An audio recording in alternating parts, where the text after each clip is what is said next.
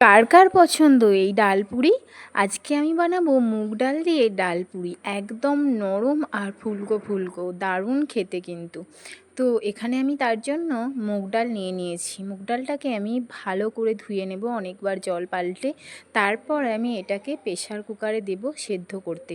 তো প্রেশারে দিয়ে আমি এটাই বেশি জল দেব না, অল্প করে জল দেব, যাতে বেশি জল জ্বলা না হয়ে যায়। অল্প করে লবণ দিয়ে এটাকে আমি ঢেকে সেদ্ধ করে নেব। অল্প আঁচে 2 সিটি দিলেই হয়ে যাবে। তো ওইদিকে আমি ওটা বসিয়ে দিয়ে এদিকে আমি ময়দা মেখে নেব। আটারও করা যায়, ময়দারও করা যায়, দুটোরই ভালো লাগে খেতে। তো আমি এখানে ময়দা নিয়ে নিয়েছি আর পরিমাণ মতো লবণ দিয়ে রিফাইন তেল দিয়ে এটাকে আমি ভালো করে ময়ান দিয়ে সেটাকে মেখে নিয়ে এবারে জল দিয়ে আমি এইভাবে একটা ডো তৈরি করে নেব। ভীষণ বেশি শক্ত করা যাবে না, একটু নরম নরমই রাখতে হবে। তো ওটাকে আমি মেখে নিয়ে ঢেকে রেখে দেব। এরপর আমি কড়াই সর্ষের তেল দেব আর দেব জিরে ফোড়ন। তারপরে কাঁচা লঙ্কা আর আদাকে আমি থেতো করে নিয়েছিলাম, ভালো করে বেটেও নিতে পারেন। তো এইটাকে আমি দিয়ে দেব তেলের মধ্যে। তো ভালো করে নাড়াচাড়া করে একটু ভাজা ভাজা হয়ে গেলে দেব আমি হলুদ গুঁড়ো।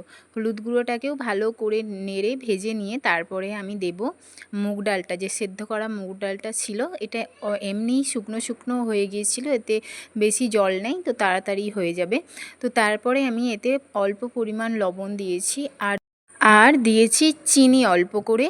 তো এখানে জিরে গুঁড়োও আমি দিয়েছি, সেটা ভিডিওতে তোলা হয়নি। তো যাই হোক, আমি ওটাকে ভালো করে নেড়েচেড়ে, দেখতেই পাচ্ছেন হয়ে গেছে, নাবিয়ে নিয়েছি।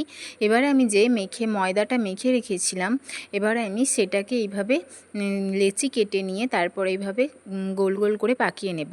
তারপরে এইভাবে একটা বাটির মতো করে নিয়ে মাঝখানে আমি যে মুগ ডালের পুরটা করে রেখেছিলাম সেটা এর মধ্যে দিয়ে ভালো করে এটাকে বন্ধ করে দেব মুখটা। দেখতেই পাচ্ছেন এটাকে আমি ভালো করে মুখটাকে বন্ধ করে নিয়েছি। এইবার আমি এটাকে ভালো করে লুচির আকারে একটু বড় বড় করে বেলে নেব। তো হালকা হাতে বেলতে হবে, আর ভীষণ বড় করা চলবে না আর ভীষণ পাতলাও করা চলবে না। তো এইভাবে বেলে নেব, দেখতেই পাচ্ছেন কেমন হয়েছে। তো এবারে আমি এটাকে গরম তেলে ছেড়ে দেব। তো দেখুন আমি ছেড়ে দিয়েছি এটাকে গরম তেলে, আর কেমন ফুলে উঠেছে দেখুন। প্রতিটা পুরি এইভাবে ফুলে উঠেছে আর খুব সুন্দর নরম হয়েছে, আর খেতে তো ডালপুরি ভালোই লাগে। তো কার কার পছন্দ অবশ্যই জানাবেন। তো এই দেখুন আমি আরও একটা ভাজছি, একদম ফুলে উঠবে আর দারুণ সুন্দর, সবগুলোই কিন্তু ফুলেছে খুব সুন্দর আর খুব নরমও হয়েছে। তো যাই হোক, দেখুন আমি এবারে সবগুলোই ভেজে নেব এইভাবে এক এক করে। তো ডালপুরি গরম গরম আর সাথে যদি থাকে আলুর দম কিংবা চিকেন কষা, আমি আজকে চিকেন কষাই রেখেছি। তো দেখুন আজকে আমার ডালপুরি একদম রেডি।